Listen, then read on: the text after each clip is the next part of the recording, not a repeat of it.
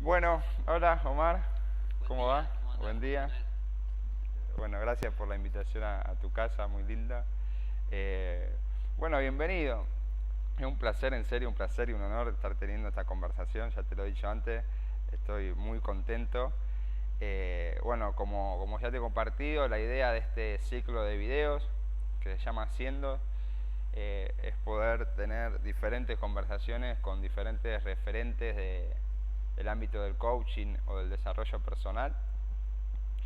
A mí siempre lo que me gustó, lo que me llamó la atención y lo que me terminó acercando al coaching o a esta mirada es la diversidad de cómo quizás cada coach o cada profesional podía encontrar como su propio camino y su propia deriva en esto de trabajar con la gente.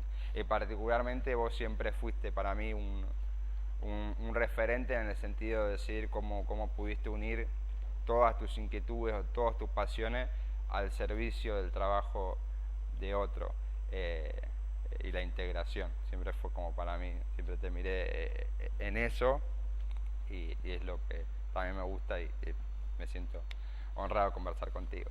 Así que ese es el propósito eh, del ciclo siendo y eso. Así que lo que quieras decir o como quieras presentarte.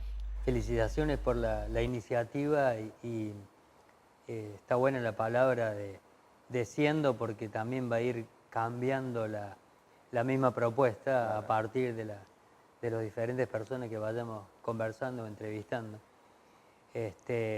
También para mí es un gusto eh, ver tu emprendedorismo y la inquietud de seguir profundizando en miradas que faciliten a un vivir mejor. Así que, genial, gracias. Bueno, muchas gracias a vos. Bueno, no sé cómo te gustaría comencemos. Sería interesante Vos me que, invitaste, así yo te que invité. ¿Qué es lo que haces? ¿Cómo lo haces? ¿Cuáles son tus inquietudes a la hora más importante a la hora de que tenés en cuenta a la hora de trabajar con empresas, con personas? a ver, cómo contar una historia larga en poco tiempo. Eh, Muchas veces cuando haces esta pregunta de qué es lo que hago, eh, eh, podés responder lo que la gente quiere escuchar o podés responder lo que vos pensás que haces. Y, y por ahí si una empresa que te contrata para trabajar con coaching o para hacer team building o para hacer desarrollo de equipo o para trabajar sobre la construcción de un equipo de proyecto, el marketing que uno le pone a lo que hace es eso, lo que el otro quiere escuchar. Claro. Entonces hago team building, hago desarrollo de equipos de proyecto, desarrollo de coaching, mentores. Eso es como que el nombre. Eh, Detrás de eso, creo que lo que hacemos es facilitar distinciones, para que a partir de la distinción la persona pueda mirar algo diferente, facilitar conversaciones y que esas conversaciones impacten en la cultura organizacional o la cultura del equipo, impacten el clima, impacten el bienestar de la persona y el bienestar del equipo y como consecuencia impacte en los resultados del negocio en el que está. Entonces eso creo que es, si pudiera definirme como lo que hago, es un facilitador de conversación y distinciones para impactar en cultura, clima, en el bienestar personal y en los resultados del negocio o de lo que se esté buscando, ¿no? Genial. Y si tenés que definir de alguna manera cuáles serían tus recursos de alguna manera que utilizás para que eso suceda, ¿cuáles serían? Eh, Como recurso, digamos, o como líneas de abordaje que yo he vinculado, tiene que ver con mi historia.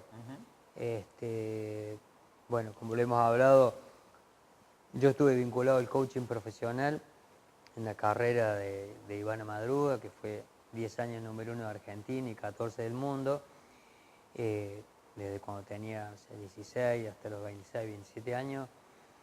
vi el mundo del coaching en el ámbito deportivo de alto rendimiento. ¿Qué era? ¿Para qué servía? ¿Cómo se usaba? Y después empecé a ver una vinculación que esa práctica se empezaba a llevar a las organizaciones, que iba de la mano del deporte. Voy a hacer una historia corta, pero a partir de ver eso, por esas causalidades, también empecé a estudiar, después de un viaje a Japón, que me impactó mucho la cultura japonesa, empecé a estudiar artes marciales. Empecé estudiando karate, meditación, con el tiempo empecé a estudiar aikido, y ya este es un camino de 30 años sin parar. O sea, tuve la graduación de primer dan o cinturón negro en karate en la escuela Miyasato, en Córdoba. Después conocí en esa época a mi maestro Masafumi Sakanashi, que fue uno de los 3 maestros que trajo el aikido a la Argentina, y ya hace 25 años que practico aikido, llegué a la graduación de cuarto dan, sigo practicando. Y esa corriente del coaching y de las artes marciales, que parecían bloques que no tenían nada que ver, cuando fui profundizando con otros pensadores, uno de ellos, bueno, fue Jim Selman, un coach reconocido con el cual también estudié, con Fernando Flores, otro pensador, con Humberto Maturana, bueno, con Elena Espinal también, con Julio Olaya también estudié. El que marcó y trazó una línea muy fuerte fue Humberto Maturana. O sea, siempre en esta búsqueda tenía como un criterio de fondo que era, fue a partir de una frase que me dijo Fernando Flores una vez: si querés estar en algún ámbito en particular, tenés que estar en el lugar donde se está inventando esa conversación.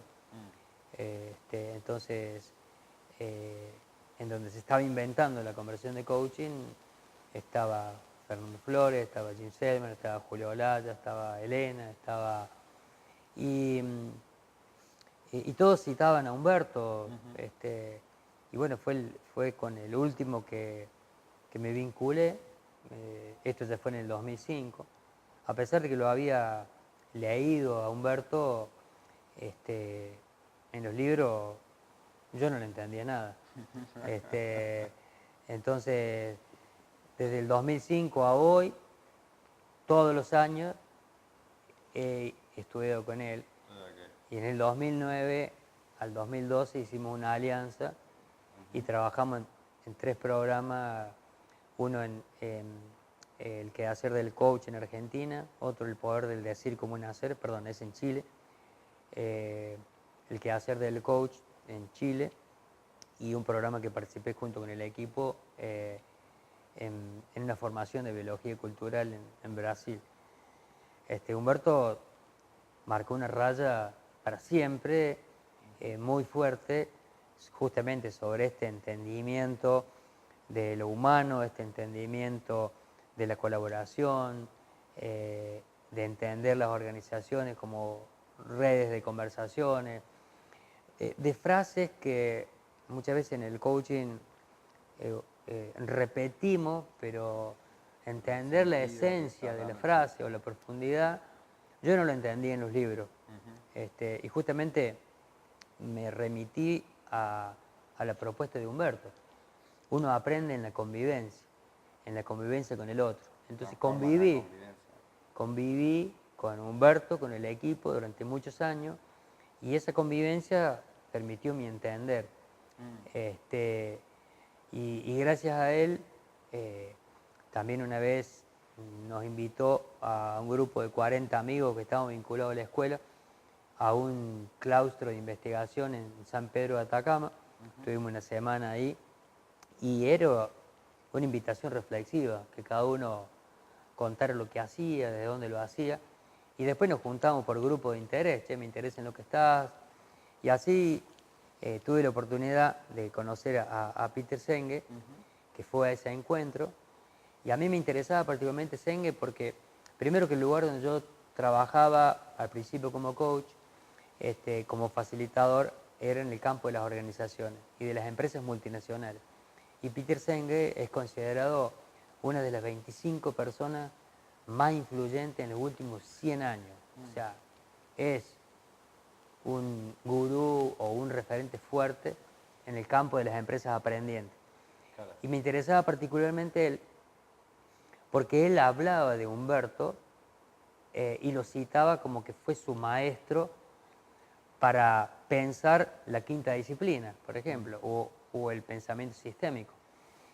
Entonces, y además, porque Peter Senge en el libro La danza del cambio hablaba de Aikido para líderes de cambio. Entonces digo, bueno, Era tu punto de interés para... Exacto. Tenía que estar en esa conversación. Claro. Y gracias a eso también me conectó con otras personas, como la Water Foundation, con Tracy Benson, que es su presidenta, que es una organización que profundiza en el pensamiento sistémico a nivel educativo en Estados Unidos. Entonces, bueno, en toda esta deriva de coaching del deporte, de formarme en coaching profesional, de diferentes pensadores en el campo organizacional, del pensamiento sistémico de Senge, de la mirada de Humberto, de entendimiento de lo humano, del rol del lenguaje, de las conversaciones y de las emociones, fui creando como una vinculación, y el aikido, de muchos temas que son mis temas, que nadie podría replicar lo que yo hago, pero no, como te decía recién, no porque por alguna luz en especial, simplemente porque nadie podría haber caminado mi historia. Tu historia y tu camino, o sea. Exacto. Entonces, en ese devenir de esta corriente del vivir, donde fui incorporando esto, hice un combo que lo hace único y tiene una rareza hoy potente, porque cuando empecé con esto, este año estaba medio confundido con la fecha, pero este año creo que se cumplen 19 años, el año que viene 20, de que estoy en este negocio. Cuando hace 20 años atrás hablamos de coaching en Argentina y de la vinculación con Aikido era... Claro, ya hablar de coaching quizás ya era, pero vos al mismo tiempo con Aikido era todavía más raro. Exacto. Entonces, tenía que buscar mucho sustento académico y Claro. validado por referentes para ser escuchado. Y bueno, así que en todo ese camino hoy en día se habla de mindfulness, de estar en el presente. Para Oriente no es nada nuevo eso, o sea, en artes marciales cuando tenés una espada al frente o un puño, estás en presencia, ahí no es que te pones a ver el celular, lo cual la misma práctica te pone en estado de presencia. Así que estamos en un buen momento. Okay. En un buen momento. Y hablando de eso, ¿cómo ves esto de Oriente y Occidente? ¿Cómo está haciendo el traspaso de esas conversaciones acá a Occidente con respecto a la presencia o con respecto a estos nuevos hábitos? ¿Cómo lo ves vos hoy en la cultura? ¿Ves un auge de nuevas inquietudes, de nuevas conversaciones, de gente cada vez más interesada? ¿O cómo lo ves? Sí, o sea, creo que lo que estamos viviendo en los últimos años de una más profunda interconectividad, no hay manera de vivir en un mundo independiente. Hoy nadie es independiente.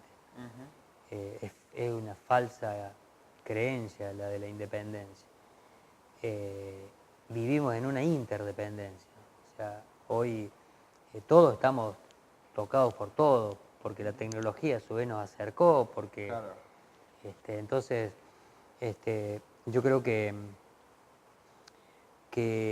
esta cercanía con Oriente, producto de esta interconectividad, en diferentes épocas de la historia, por ahí fue como algo como como una New Age o algo cool o algo que estaba bueno.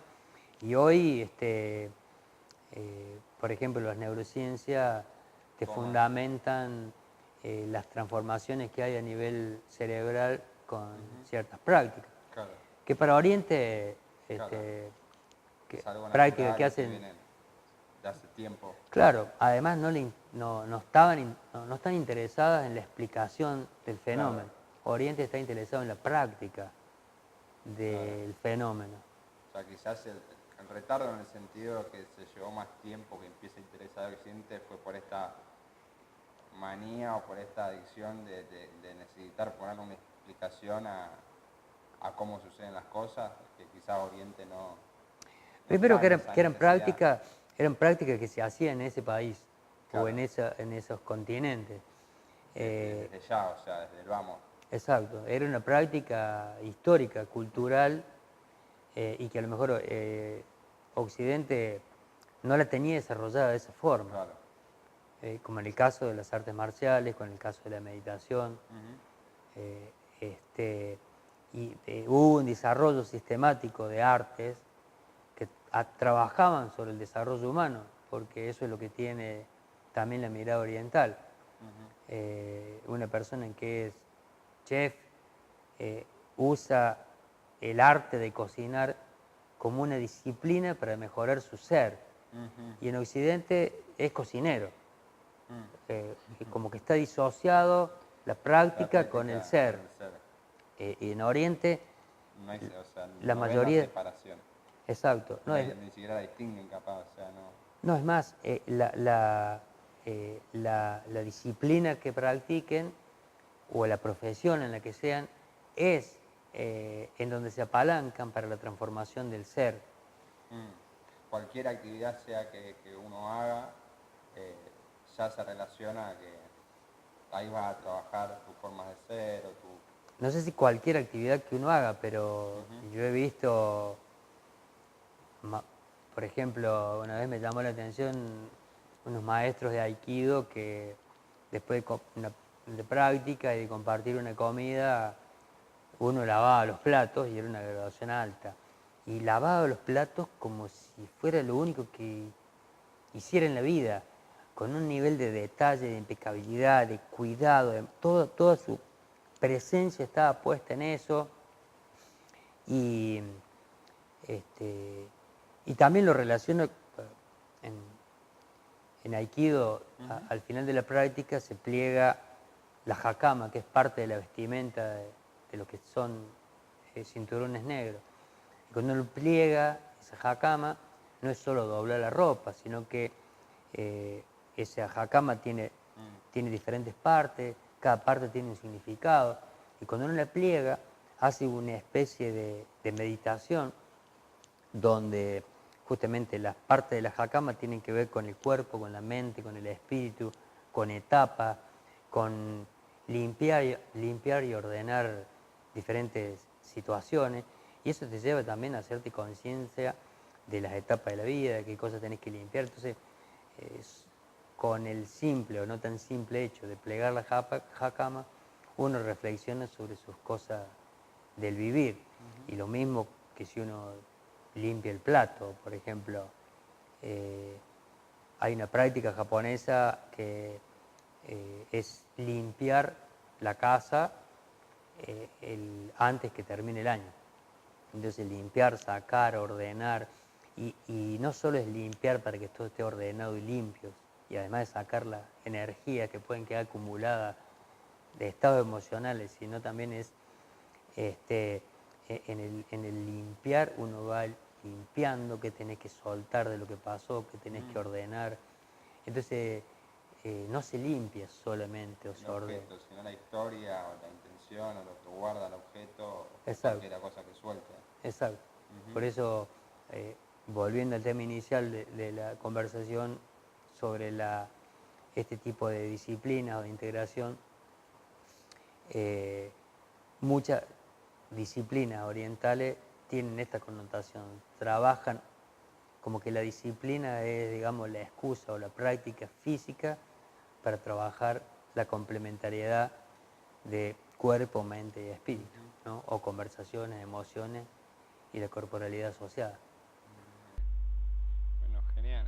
Y ya que tocaste el tema del aikido para ir por ahí un ratito, ¿cómo se relaciona los fundamentos del aikido con una comparación, ya sea en una práctica de desarrollo personal, en una comparación de uno a uno en una empresa o en las relaciones interpersonales? O sea, ¿qué se puede tomar concretamente de la propuesta del aikido para llevar a una relación humana para que aumente la calidad del bienestar en esa relación? Primero quiero aclarar algo. Sí. Cuando en esta conversación lo que hable de Aikido, no hablo como el Aikido es. Hablo como lo veo yo hasta el día de hoy, con 25 años de práctica y como cuarto dan de Aikido. No es como el Aikido es, sino es mi experiencia de lo vivido a hoy. Okay, un poco como la definición que diste de Ciendos y del proyecto, que te fue mutando y te fue transformando tu mirada y vas a compartir la que tenés hoy como lo que sos hoy. Exacto. Perfecto. Sí, porque muchas veces por ahí podemos entrar en diferentes perspectivas, porque uno dice, no, pero el Aikido es esto, no, el Aikido es lo otro, el Aikido es esto. Entonces como que nos cerramos en que lo que sea, en este caso el Aikido, es de alguna forma, y es y no es. O sea, es de la forma del que lo relata, del que lo vivió. Okay. Entonces, lo que yo diga del Aikido es como lo viví hasta hoy, como lo vengo viviendo yo. Y la segunda aclaración es que cuando hablamos de Aikido, hablamos de Ai quiere decir armonía, Ki energía y Do vía o camino. O sea, el Aikido es el camino para armonizar la energía con uno mismo y con otro. Y eso es la etimología, digamos, de la palabra, y se practica en un dojo. O sea, la práctica del Aikido es la práctica en un dojo con protocolos, con sí, con protocolos, rituales, con graduaciones, con técnica, siguiendo una línea de un maestro referente que tenga la vinculación con la casa matriz, presidida hoy por el nieto del creador del Aikido, Doju Moriteru Ueshiba. Y eso es referente al Aikido. Lo que yo desarrolle, que también lo iniciamos con mi maestro de Aikido, Shihan Masafumi Sakanashi, es lo que llamamos Aiki o Aiki Training, entrenar el armonizar. Y eso ya sale del contexto del dojo. O sea, no hacemos Aikido en otro lugar, ¿no? Exacto. Es Aiki Training con distintos fundamentos que uno es el Aikido. Exacto, exacto. Pero sí, ciertos principios del Aikido, además de practicarlo en el dojo, cuando uno tiene cierta maestría o camino recorrido, lo ideal es que lo que uno practica en el dojo empiece a trasladarlo a otros ámbitos de su vivir. Y en mi entendimiento sobre Aikido tiene rompe con un paradigma muy fuerte. El primero es con el uso de la fuerza. Esto vinculándolo al pensamiento de Humberto, que para que todo ser humano evolucione o para que haya aparecido, digamos,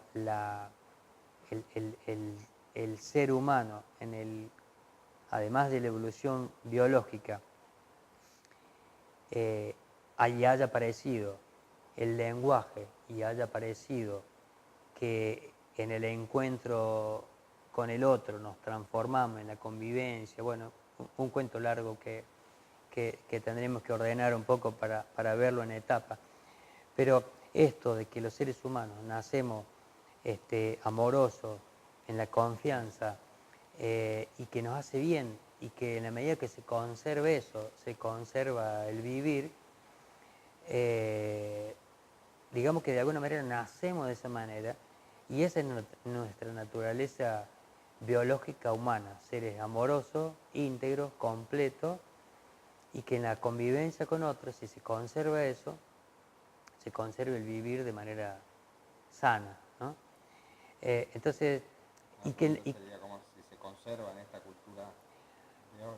Claro, el punto es, se conserva un tiempo, hasta que aprendemos en la cultura un modelo que tiene que ver con la fuerza, con el orden, con la imposición, con la dominación, con el sometimiento. Hay algunos de los libros de Humberto cuenta también de manera simple cómo fue este camino, y tomando como un ejemplo en una época los grupos humanos que iban viajando junto con las manadas. Hoy hay algunos grupos que todavía siguen viviendo así, que van acompañando a las migraciones de ciertas manadas,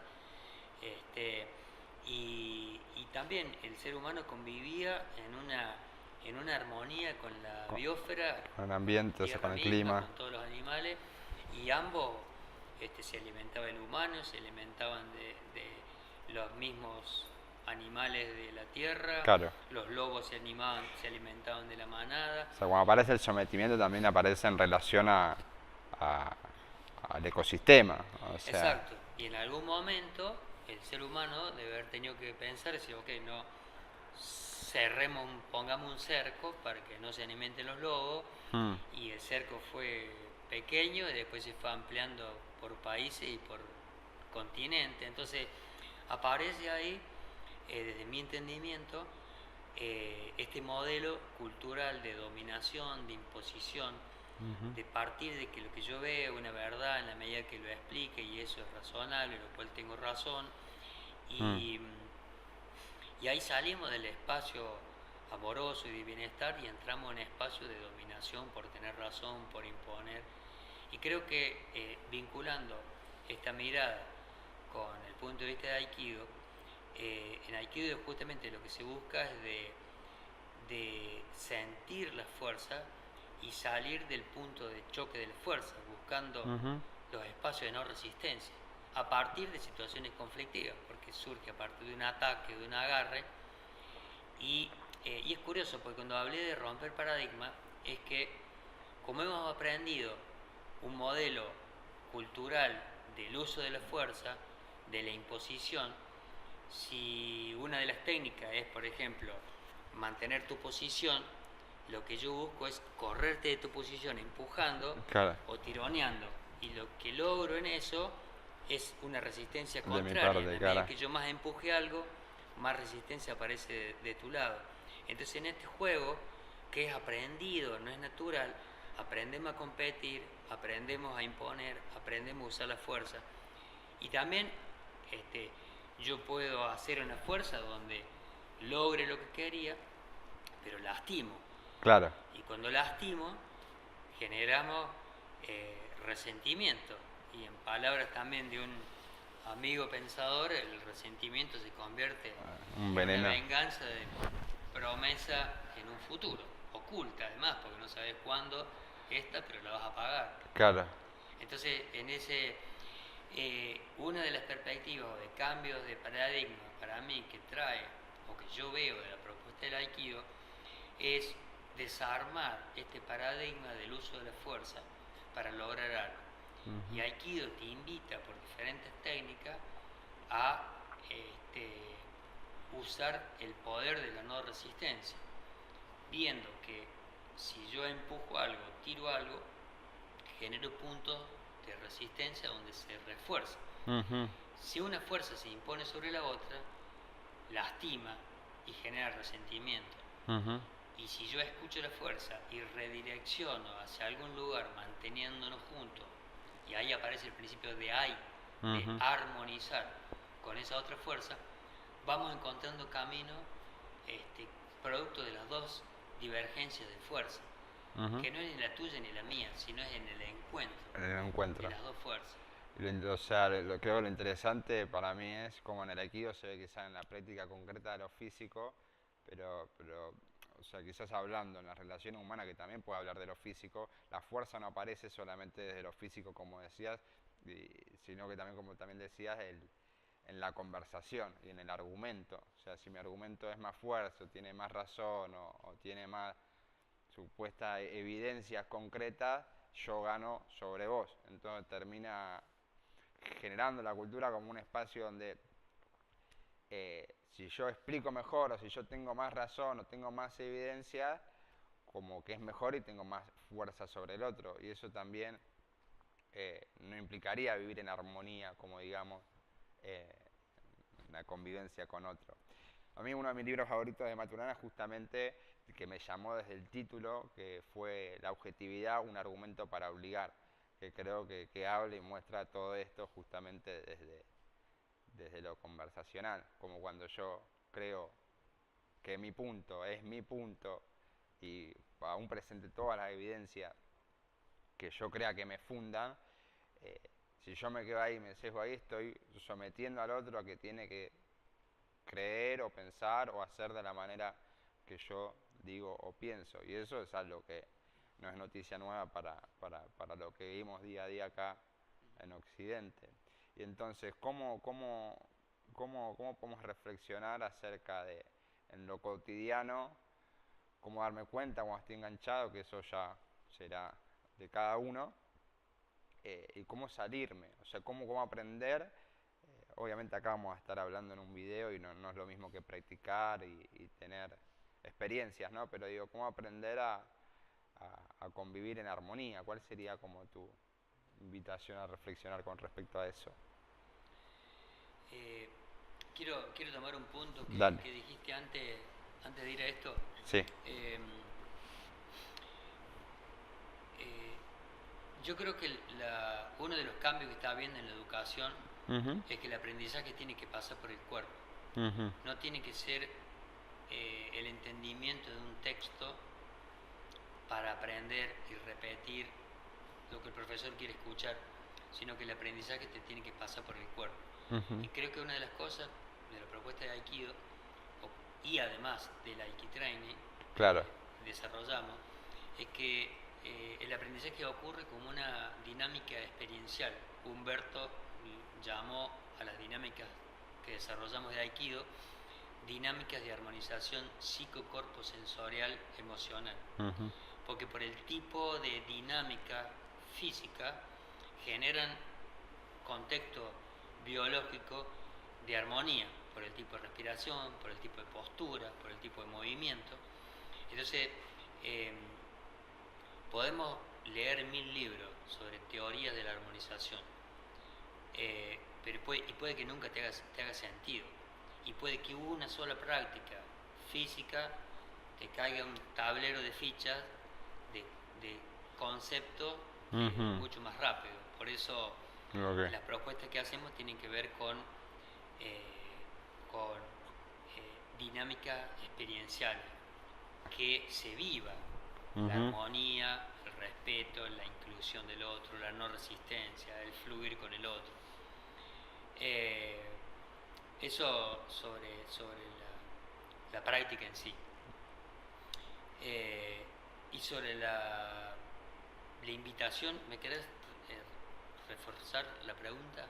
Sí, una invitación a reflexionar, una pregunta, entendiendo y repitiendo lo que decís, que es la invitación como obvia que escucho es la práctica, ¿sí? O sea, practicar experiencias o sumergirse en experiencias que permitan la convivencia en armonía, que no es lo mismo que quizás escucharte hablar o leer un libro que hable sobre esa experiencia. Pero bueno, entendiendo que hoy estamos en un formato de video, pienso qué pregunta o qué reflexión puede hacerse una persona al momento en que se encuentra quizás en una relación donde se descubre resistiendo al otro, o se descubre sosteniendo la fuerza sobre encima del otro, o se descubre que está lastimando al otro por querer sostener su razón, o se encuentra lastimado o se encuentra desintegrado por la fuerza que le propone algún familiar, algún amigo, algún cliente. ¿Sí? La pregunta me dispara esto. Dale. Primero, como varios bloques de pensamiento más raíces. Uno de ellos es que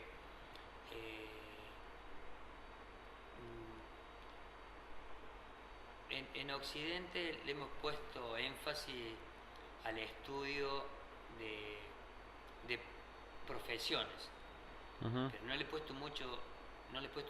le hemos puesto mucho énfasis al estudio del ser humano, dentro, en el marco de las profesiones.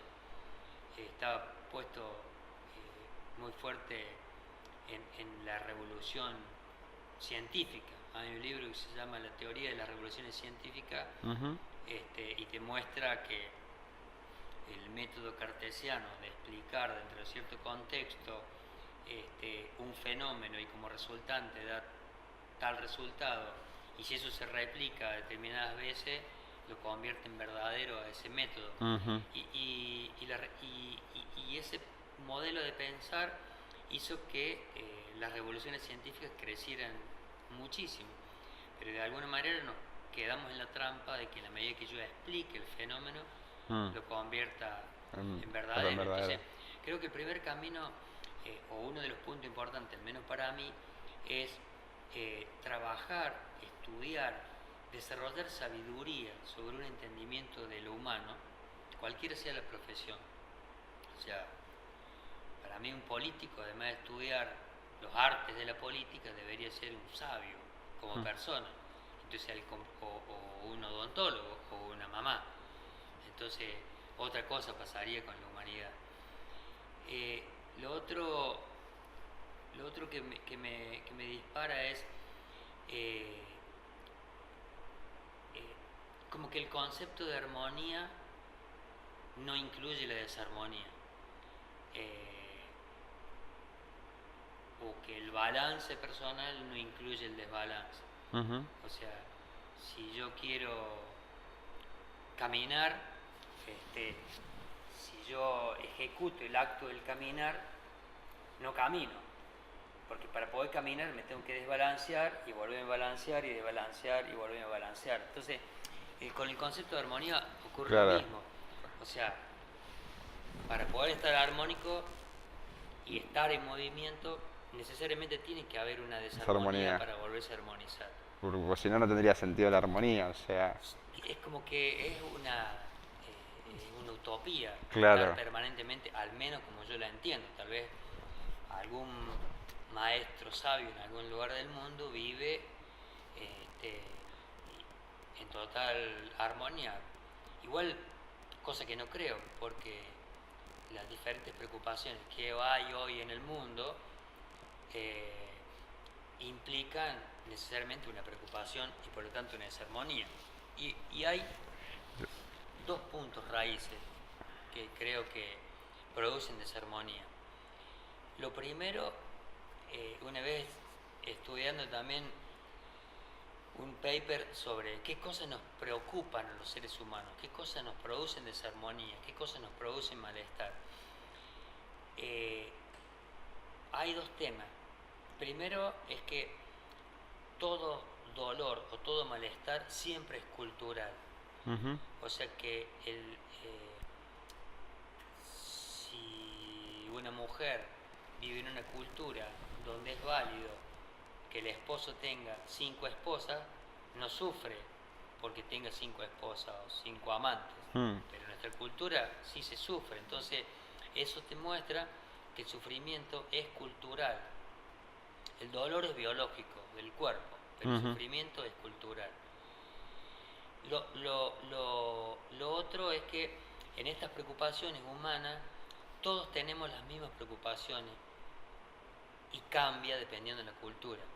A todos los seres humanos que están sanos mentalmente nos preocupa la salud, la familia, la carrera, la educación, la economía o el dinero, la casa, el lugar donde habito, los hobbies, los juegos, las comunidades sociales, la espiritualidad, el mundo, la ecología.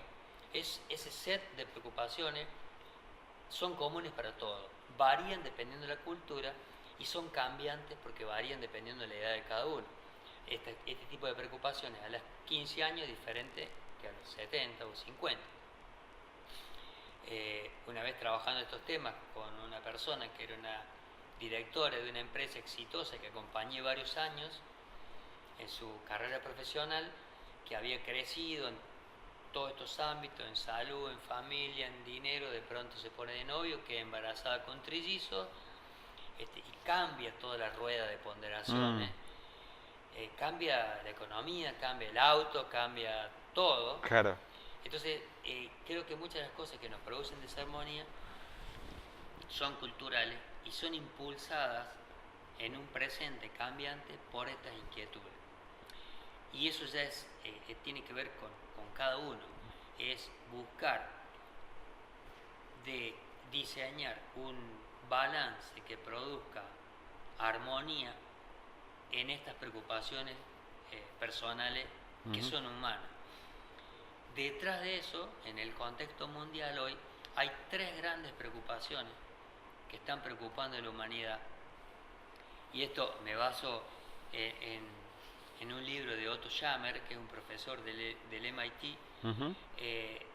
Tiene un libro que se llama El futuro emergente, de sistemas basados en el ego a sistemas basados en una ecología. Y habla, lo muestra como 3 icebergs, donde se ve en la punta algo y después el fundamento con muchos datos de qué hay debajo de ese iceberg. Y vamos a hablar de la punta de los icebergs. Lo primero es una gran disrupción, es el problema con el planeta. Hoy nos estamos consumiendo 1,5 planetas en relación a la capacidad de la Tierra de recuperarse. La tendencia es que consumamos 3 planetas, si la Tierra lo permite, porque como sistema vivo se va a reordenar y lo que lo vamos a padecer somos nosotros. Entonces, no es posible un crecimiento económico en la medida que está, o que siga la deriva que sigue, porque no es sustentable. Entonces, esa es una gran disrupción que las empresas, que todos, nos tenemos que pensar en el uso sustentable del medio ambiente. Y alguien que puede decir, pero ¿qué puedo hacer yo? Bueno, toda pequeña acción suma, y además somos agentes de influencia en otras personas que pueden ayudar a cambiar esto. Pero ya no es un tema si quiero o no quiero, es una condición necesaria. La segunda gran disrupción es la diferencia social. Me confundo un poco ahora con la cifra, pero digamos que el 80% de la riqueza está concentrada en un 1% de la humanidad, o no me acuerdo bien la cifra, pero en ese libro de Otto Schammer hay cifras, o se pueden buscar, pero hay una concentración de la riqueza en muy poca gente, lo cual genera una tensión social, pero eso no es de Argentina, es global, pasa en el mundo. Y esa concentración de riqueza genera una insatisfacción sobre la distribución económica de las personas. Y también es un tema para pensarlo. Y no lo vamos a resolver por la fuerza, no lo vamos a resolver por manifestaciones, no lo vamos a resolver con marchas y luchas, porque lo que genera eso es un refuerzo del modelo, lo hace más poderoso. El tercer punto decía, o la tercera gran disrupción que hoy estamos padeciendo los humanos, es el hombre o la mujer y la pérdida de sentido. Y los datos son alarmantes en relación a decía que en Estados Unidos en los últimos 10 años creció un 60% la tasa de suicidios. Y hay otros datos de otros países también del mundo. Pero por eso creo que una vez escuché también un filósofo que explicaba que en la historia evolutiva humana, en algún momento, la ciencia se comprometió con explicar el mundo de lo externo y la religión de explicar el mundo de lo interno. Y en esa deriva... diferentes filósofos generalmente apuntan a esa mirada. Y en esa separación la ciencia creció mucho, creció tanto, pero frente a los problemas que hoy tenemos, no alcanzan las explicaciones científicas que rinden cuenta de esas preocupaciones. Y nos hemos separado tanto de algo más grande que nosotros, llámale Dios, universo, espiritualidad o como le quieras llamar, que nos hemos quedado solos. Y al sentirnos solos, hemos perdido la capacidad de sentido o de para qué estamos. Entonces, estas tres disrupciones y sus explicaciones o sus fundamentos de por qué pasa lo que pasa, son también tres grandes fuentes de desbalance que son mucho más grandes que el contexto donde uno está, porque esto está pasando globalmente, pero por esta interdependencia somos afectados. Entonces las causas o raíces del desbalance lo resumo en 3 puntos. Uno en profundizar en la sabiduría personal y estudiarse. Lo otro es en buscar una armonía en estos compromisos universales humanos que todos tenemos y que varían en la cultura. Y el tercer resumen son estos 3 puntos de irrupción: la separación con el medio ambiente, la brecha económica social y la brecha del hombre y la pérdida de sentido. Entonces, estos 3 grandes temas creo que hoy están ahí como contexto o caldo de cultivo para preocuparse o para un desbalance.